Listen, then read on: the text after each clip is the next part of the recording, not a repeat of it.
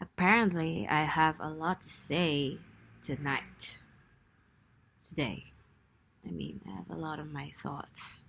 I have a lot of thoughts in my mind, all scattered, but I'll grasp. I'll have a grasp of it somehow. Sometimes I am filled with raging jealousy, and I think that came from the way I was raised. See, I was raised to be competitive. I was raised to be the best because I have Asian parents, especially an Asian dad. And I think that nurtured or that built this toxic foundation of being jealous all the time. And what more that added to that fire is the constant need to be noticed because I wasn't noticed by anyone despite the things that I was doing or despite the things or the goals that I was achieving at such a young age. And mm, and this fire has been burning inside of me since I was 6, since I was 7. And nothing quells the thirst, nothing drowns this burning sensation that's so deep inside of me. It feels like the heat is coming from within and it seeps out into my muscles and my pores and my skin, my epidermis, and I can't do anything about it. It's the feeling similar to having a fever, but it makes your heart clench. You clench your jaw, you clench your everything within you. You're like a coil. I don't know, a spring coiled. And you can't you can't do anything about it. And you want to be best at everything. But you can't. You understand. I understand that I can't be the best at everything. That I can only be the best at some things, at certain things, but I can't be the best at everyone. But that doesn't stop the feeling. And it's here. And it's making my heart clench. It's making my throat dry, my saliva lumped up and blocking my airway. And I can't do anything about it but be the best at everything, even if it drains me, even if it kills me. And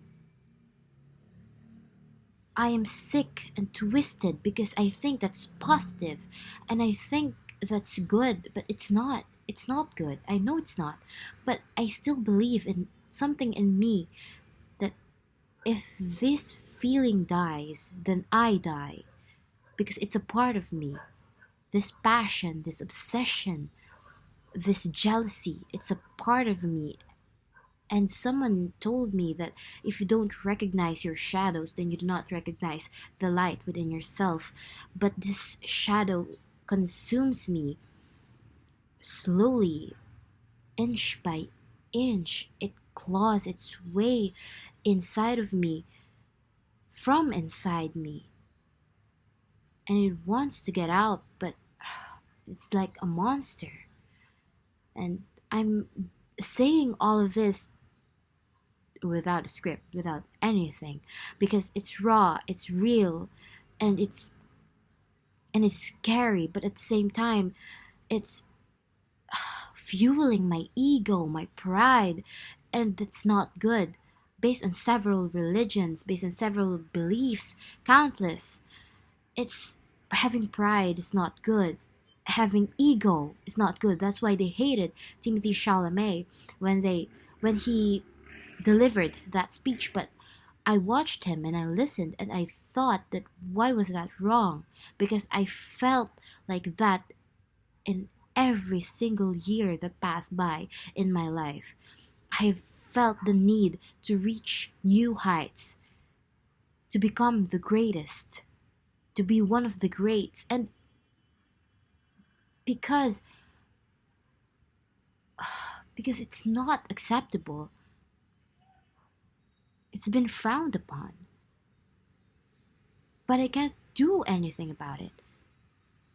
I can, but it's hard to because it's engraved deep within my soul. My heart pumps out blood and it pumps out ego and it pumps out air. It pumps out oxygen to be able for my body to keep on moving. And it's and my life, it's a living paradox, it's a living contradiction. It's the dichotomy of being hopeful and being egotistic and always staying in the spotlight and reaching new heights and always always putting myself first. It's always putting my needs first, and it's disgusting because I know it's not right. Being selfish is not right, but sometimes I wish I was more selfish. I wish I was selfish enough. I wish I had taken what's my birthright from the very first moment I realized. And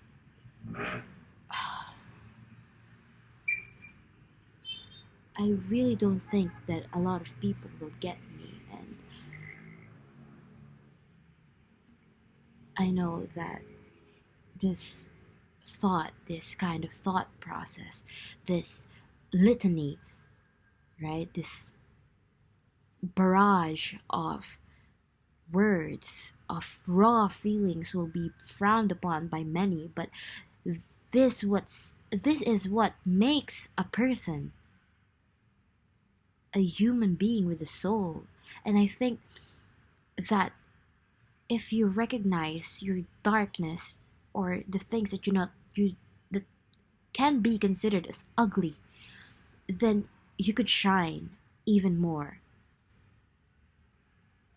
And sometimes there's a lot of thoughts in my head. There's a lot of what they call this is what they call an eclectic or this eclecticism, which is very bad, or being dogmatic, which is polar opposites, but both very dangerous and bordering on um, believing so many things at once and believing a thing that does not fit in every situation.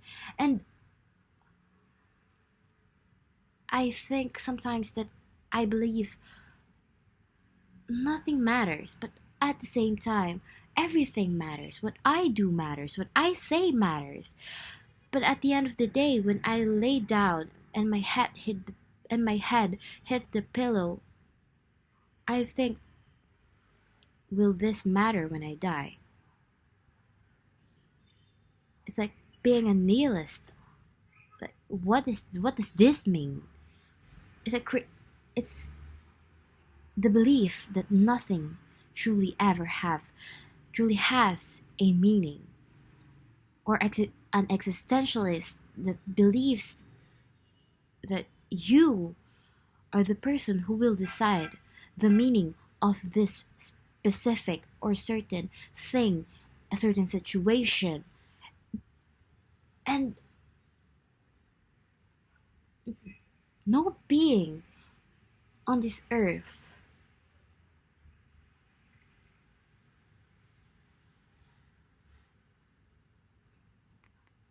was never challenged. No being on this earth had their belief never challenged. Never had their belief challenged. And I think every person who has belief, who has something to hold on to, has been challenged.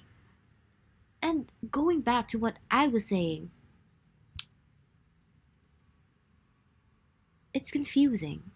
It's a paradox. It's a dichotomy. Two opposing forces, always arguing, but always coming up with the same thing.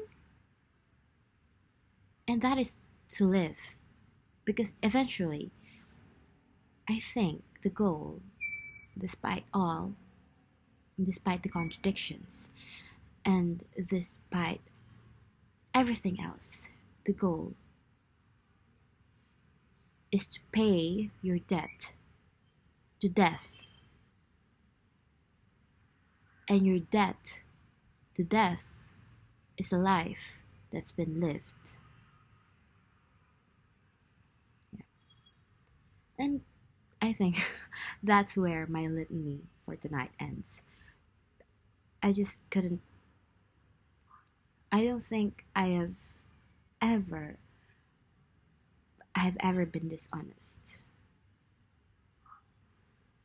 even with myself.